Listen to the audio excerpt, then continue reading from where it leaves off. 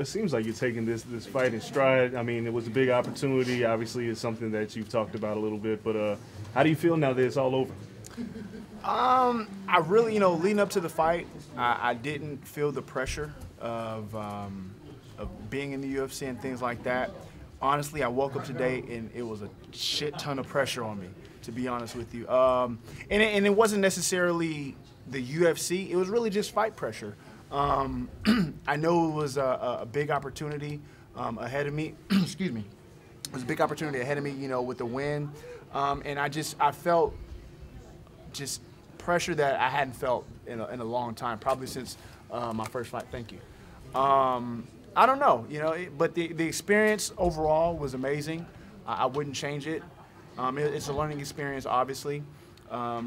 Going into the fight, I had planned on getting back into MMA, doing about 2 to 3 fights a year as it was. Just so happens my debut was in the UFC. So from here, I just go back to the drawing board, and I'll have a full camp. This one I take, I want to say like three weeks notice for a fight. Next time I'll have a full camp, and I'll, come back and get this W and get the knockout that I deserve.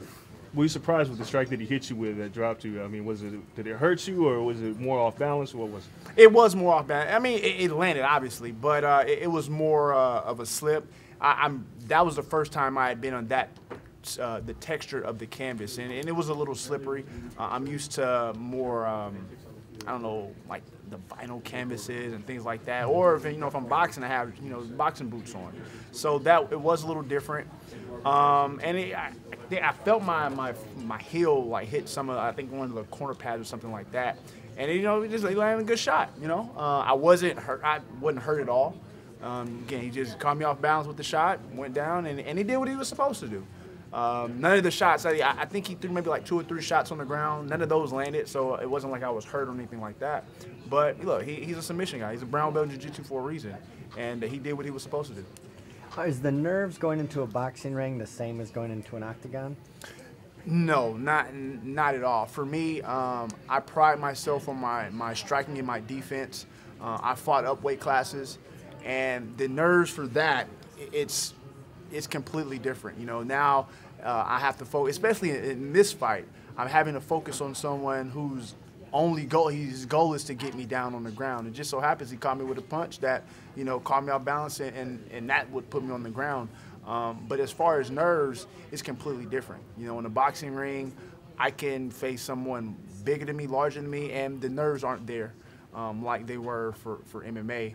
I haven't competed in MMA since 2012, so almost, not quite 4 years, 3 years, and I haven't felt those nerves in quite a while.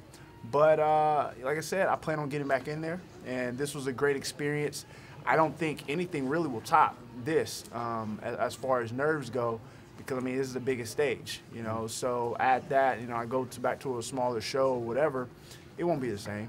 And I'll work my way back up. Will I be back here? Who knows? Again, this wasn't a goal of mine. It was a great opportunity that presented itself, and I jumped on it. So I'm just gonna get back in the gym. I never really take breaks anyway. So get back in the gym and do my thing. Has this changed the goal? This wasn't the goal, and it's obviously your pro debut, and it maybe wasn't something that was on your mind to have that first MMA fight. Does this change it? Has this experience sort of shifted the avenue you want to take and where you want to go with things, or is it just another wrinkle? No, it's just another wrinkle. Look, this is the pinnacle of MMA. I know that, with the skill sets that I possess, I saw some talented fighters out here tonight, and I'm realistic about what I'm able to do. I'll compete at a lower level for MMA, and then the real goal of mine is to be a world champion in boxing. And that is a very much foreseeable goal. And look, again, when I say I have knockout power in both hands, I mean it. And my defense is solid. I hate to bring Mayweather in here, but I have more of a James Toney style. Not fat James Toney. Not fat. Skinny, not fat James Toney. I have more of a skinny James Toney style of boxing with the shoulder rolls and things like that. My coach was yelling, man, I bet I see no fucking shoulder roll. And I was like, all right, I won't give him a shoulder roll tonight. So yeah, the ultimate goal is to be a world champion in boxing, and that's very much a plausible goal to have. hang out on this side with us every once in a And while. I'm gonna be hanging out on y'all Back on side. this You know, side. I talked to Dana earlier this evening, and y'all gonna be seeing a lot more of me on y'all side. Now, So right now, are you credentialed media for this event? I'm a credential media for this Now you event. gotta go to work. I gotta go to work. for MikeTheTruth.com. So now that you're credentialed media at the post presser, what questions will you have for Mickey Gall? I don't know. And then Mickey, actually, when we were in the cage, he was like, "Sir, I'm gonna get this interview, right?" And I was like, "I got you, Mickey." I know he's staying. We're all at the same hotel. I already told him I'm gonna hit him up, and you know, I mean, this is a great opportunity for him. You know, he's facing CM Punk now, and look, he's about to destroy Punk, and y'all can quote me on that one. I don't see Punk having anything for the kid. His striking didn't necessarily surprise me. I mean, I was aware of what he was able to do. I just felt mine was a little bit better. Again, he just caught me with a good shot, and I went down from it. But as far as CM Punk, look, man, this guy can train for 2-3 years with Duke Rufus. You just can't develop the skill sets that you need in that short period of time. You know, he doesn't have any type of fighting background. You know, it wasn't like James Toney coming in here with a boxing background or Brock Lesnar coming in with a wrestling background. The kid has nothing. The only thing he has really on his side is the experience to fight in front of thousands of fans, live. And that is a real thing. That is a real variable when it comes to fighting that a lot of people don't know starting, coming up through the ranks, is that's a lot of pressure, But that's the only thing that he has on his side. As far as skills, I got some little birds chirping to me. He's not ready. He's not ready for this. And he's going to find out.